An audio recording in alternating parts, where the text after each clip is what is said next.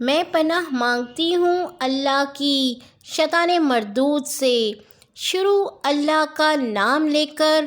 جو بڑا مہربان نہایت رحم والا ہے۔ یاسین، قسم ہے قرآن کی جو حکمت سے بھرا ہوا ہے۔ اے محمد صلی اللہ علیہ وسلم، بے شک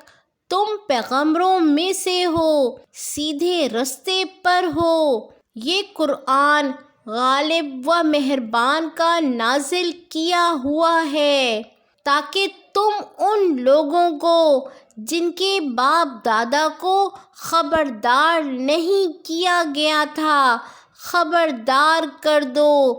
کہ وہ غفلت میں پڑے ہوئے ہیں۔ ان میں سے اکثر پر اللہ کی بات پوری ہو چکی ہے، سو وہ ایمان نہیں لائیں گے۔ ہم نے ان کی گردنوں میں طوق ڈال رکھے ہیں اور وہ تھوڑیوں تک پھنسے ہوئے ہیں تو ان کی گردنیں اکڑی ہوئی ہیں، اور ہم نے ان کے آگے بھی دیوار بنا دی اور ان کے پیچھے بھی، پھر ان پر پردہ ڈال دیا تو یہ دیکھ نہیں سکتے، اور تم ان کو خبردار کرو یا نہ کرو ان کے لیے برابر ہے، یہ ایمان نہیں لائیں گے۔ تم تو صرف اس شخص کو خبردار کر سکتے ہو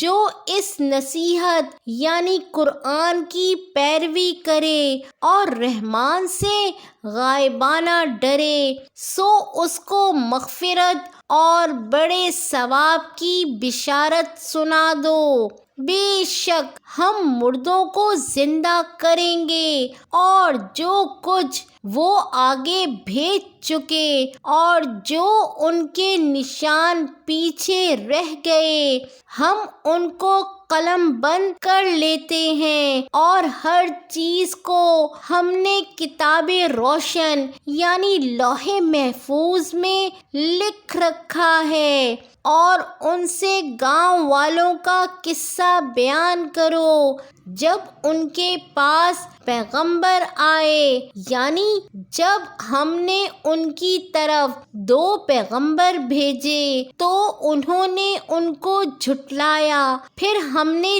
تیسرے سے تقویت دی تو انہوں نے کہا کہ ہم تمہاری طرف پیغمبر ہو کر آئے ہیں۔ وہ بولے کہ تم اور کچھ نہیں مگر ہماری طرح کے آدمی ہو، اور رحمان نے کوئی چیز بھی نازل نہیں کی، تم محض جھوٹ بولتے ہو۔ انہوں نے کہا کہ ہمارا پروردگار جانتا ہے کہ ہم تمہاری طرف پیغام دے کر بھیجے گئے ہیں، اور ہمارے ذمے تو صاف صاف پیغام پہنچا دینا ہے اور بس۔ وہ بولے کہ ہم تم کو اپنے لیے منحوس سمجھتے ہیں، اگر تم باز نہ آؤ گے تو ہم تمہیں سنگسار کر دیں گے اور تم کو ہم سے دکھ دینے والا عذاب پہنچے گا۔ انہوں نے کہا کہ تمہاری نحوست تمہارے ساتھ ہے، کیا اس لیے کہ تم کو نصیحت کی گئی؟ نہیں، بلکہ تم ایسے لوگ ہو جو حد سے تجاوز کر گئے ہو۔ اور شہر کے پرلے کنارے سے ایک آدمی دوڑتا ہوا آیا، کہنے لگا کہ اے میری قوم، پیغمبروں کے پیچھے چلو، ایسوں کے جو تم سے صلہ نہیں مانگتے اور وہ سیدھے رستے پر ہیں، اور میں کیوں اس ذات کی پرستش نہ کروں جس نے مجھے پیدا کیا اور اسی کی طرف تم کو لوٹ کر جانا ہے، کیا میں اس کو چھوڑ کر اوروں کو معبود بناؤں کہ اگر رحمان مجھے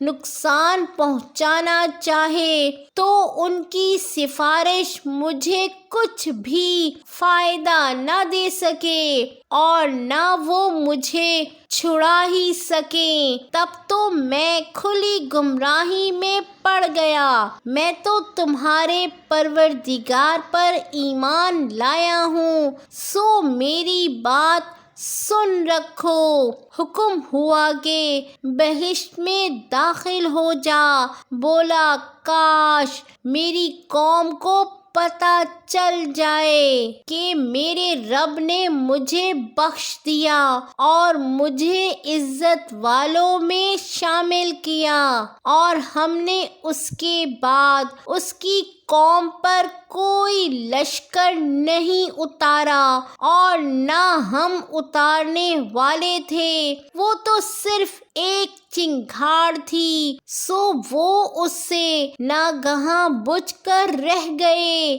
بندوں پر افسوس کہ جب ان کے پاس کوئی پیغمبر آتا تو وہ اس سے تمسخر ضرور کرتے۔ کیا انہوں نے نہیں دیکھا کہ ہم نے ان سے پہلے بہت سے لوگوں کو ہلاک کر دیا تھا، اب وہ ان کی طرف لوٹ کر نہیں آئیں گے اور سب کے سب ہمارے روبرو حاضر کیے جائیں گے، اور ایک نشانی ان کے لیے زمین مردہ ہے کہ ہم نے اس کو زندہ کیا اور اس میں سے اناج اگایا، پھر یہ اس میں سے کھاتے ہیں، اور اس میں کھجوروں اور انگوروں کے باغ پیدا کیے اور اس میں چشمے جاری کر دیے تاکہ یہ ان باغوں کے پھل کھائیں، اور ان کے ہاتھوں نے تو ان کو نہیں بنایا، تو پھر کیا یہ شکر نہیں کرتے؟ وہ ذات پاک ہے جس نے زمین کی نباتات کے اور خود ان کے اور جن چیزوں کی ان کو خبر نہیں سب کے جوڑے بنائے، اور ایک نشانی ان کے لیے رات ہے کہ اس پر سے ہم دن کو کھینچ لیتے ہیں تو اسی وقت ان پر اندھیرا چھا جاتا ہے، اور سورج اپنے مقرر رستے پر چلتا رہتا ہے۔ یہ اس غالب و دانا کا مقرر کیا ہوا اندازہ ہے، اور چاند کی بھی ہم نے منزلیں مقرر کر دیں، یہاں تک کہ گھٹتے گھٹتے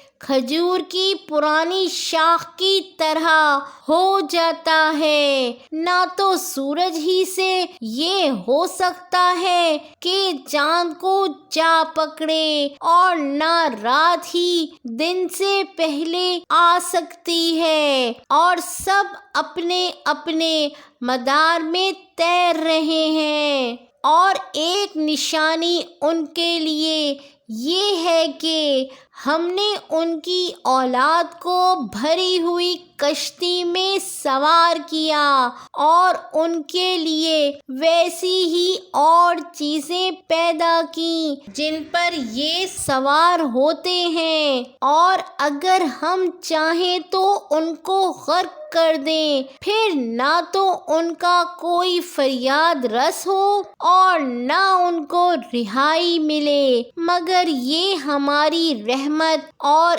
ایک مدت تک کے فائدے ہیں۔ اور جب ان سے کہا جاتا ہے کہ جو تمہارے آگے اور جو تمہارے پیچھے ہے، اس سے ڈرو تاکہ تم پر رحم کیا جائے، اور ان کے پاس ان کے پروردگار کی طرف سے کوئی نشانی نہیں آتی مگر اس سے منہ پھیر لیتے ہیں۔ اور جب ان سے کہا جاتا ہے کہ جو رزق اللہ نے تم کو دیا ہے اس میں سے خرچ کرو، تو کافر مومنوں کے متعلق کہتے ہیں کہ بھلا ہم ان لوگوں کو کھانا کھلائیں جن کو اگر اللہ چاہتا تو خود کھلا دیتا، تم تو کھلی گمراہی میں ہو۔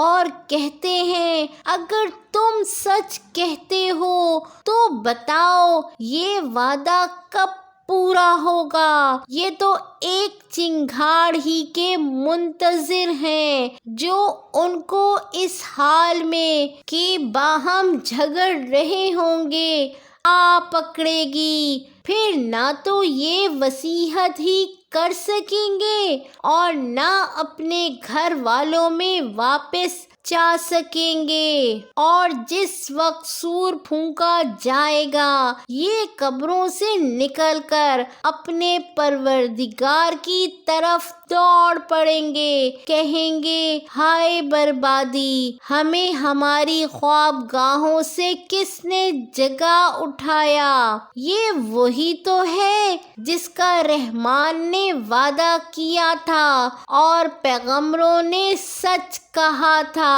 وہ تو صرف ایک زور کی آواز ہوگی کہ سب کے سب ہمارے روبرو آ حاضر ہوں گے، پھر اس روز کسی شخص پر کچھ بھی ظلم نہیں کیا جائے گا اور تم کو بدلہ ویسا ہی ملے گا جیسے تم کام کرتے تھے۔ اہل جنت اس روز عیش و نشاط کے مشغلے میں خوش ہوں گے، وہ بھی اور ان کی بیویاں بھی سایوں میں تختوں پر تکیے لگائے بیٹھے ہوں گے، وہاں ان کے لیے میوے ہوں گے اور جو وہ منگوائیں گے ان کو ملے گا، ان کو پروردگار مہربان کی طرف سے سلام کہا جائے گا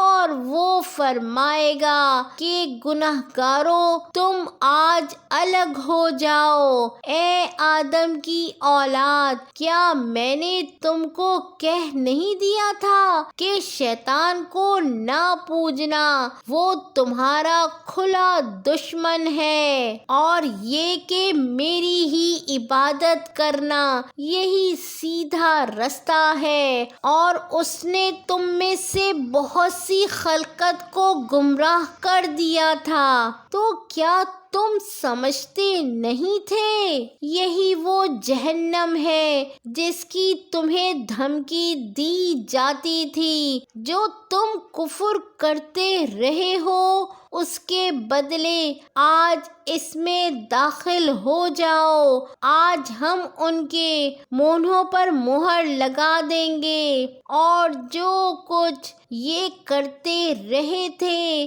ان کے ہاتھ ہم سے بیان کر دیں گے اور ان کے پاؤں اس کی گواہی دیں گے، اور اگر ہم چاہیں تو